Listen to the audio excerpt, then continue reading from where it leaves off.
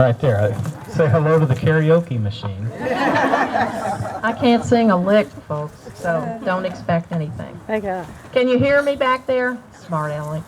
That's my cousin. I can say whatever I want about him. All right. We are standing on the old Bowman farm. Bowman was a soldier under George Rogers Clark, and this farm was part of his grant that he received as payment for his service in the Revolution. He did not live in Jeffersonville, although Jeffersonville is built on part of grant number 1, which went to Mr. Bowman. He went back to Virginia, and his nephews and other folks from his family came out here and settled here.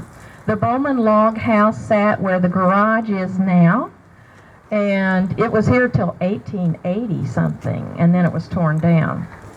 By the 1830s, there were small churchyard cemeteries and private family cemeteries all over this country, and most of them had filled up. So it became apparent that we needed larger spaces, and the sort of newfangled idea of public cemeteries was born. About in the 1830s is when that got started, and they needed larger spaces to bury more people.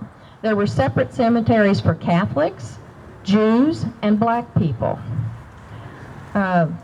Walnut Ridge caused an outrage when they refused to bury a black lady in the early 20th century, and so they reserved Section H for our African American friends, and now they're buried anywhere they want to be. They can be buried in Section H, but they can go anywhere else they want to.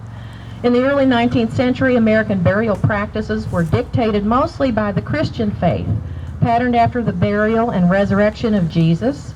Rituals included washing and dressing the body, laying the person out in the parlor for viewing, a Christian burial cemetery on the 3rd day after death, just as Jesus was buried.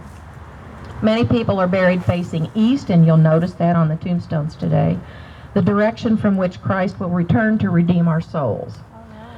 This cemetery was designed by Edmund F. Lee. He lived from 1811 to 1857. He was a city engineer from Cincinnati, Ohio, and he was hired to draw a plan for Walnut Ridge Cemetery in 1838. The original part was either 10.5 acres or 15 acres, whichever document you believe. Now it contains 100 acres and has over 30,000 burials.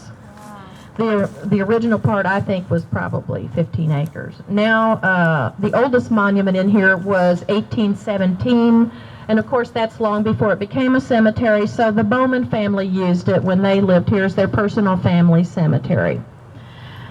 Lee drew plans for projects in Washington, D.C., as well as Indiana, Cincinnati, and later in 1848 he drew the plan for Cave Hill Cemetery. This cemetery here was supposed to be much like Cave Hill. His plans for the old Bowman farm on Hamburg Pike were pretty ambitious. There were to be exotic formal gardens, a walking bridge from that hill over there. I lost contact there for a second. So people could cross without having to walk down the hill.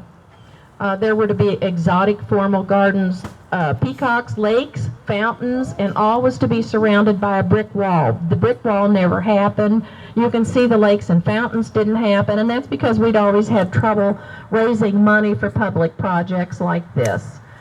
Cave Hill Cemetery is much more what this cemetery was supposed to be like. And of course it's free to go over there. You can walk around in there. It's absolutely gorgeous. They got the peacocks, they got the swans, they got the fountains and the lakes. So you can go over there and enjoy that. Our cemetery is still beautiful, even without all that stuff. On March 20th, 1838, Athanasius Wathen and his wife Elizabeth Bowman executed a deed to William D. Beach, James Kegwin, and Charles Sleed, and to the Methodist Church for 10.5 acres of land to be used as a cemetery. Right down here, where the table is, on beyond that, that was the main original entrance to the cemetery, and then later more acres were added, of course. Among the locally famous people buried here are Josephine and Harlan David Sanders, Jr. They're over a couple of sections away over there. Mayor Richard Vissing, Lloyd Poor, the Bonnie Bell, James Butoff, Indiana State Rep from 1990 to 2005, Judge James Butoff, who helped end gambling in Clark County, James Holt, founder of the Holt Masonic Orphans Home, is buried in here. Hang on. Jonas George Howard, 1824 to 1911, a congressman. Dr. Julia Ingram, Harvey Joyner, the artist. Ephraim Kegwin, the Marion Squire. Sidney Smith Lyon, artist, and Wayne Estopinal, nationally known architect. Many of you knew Wayne, I'm sure.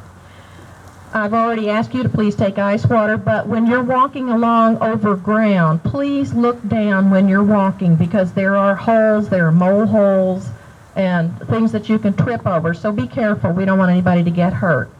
You will also notice symbols on many of the tombstones, and we'll point those out as we go along. The first one we see is going to be over here. So let's go. We're going to go to your right, and I'm just going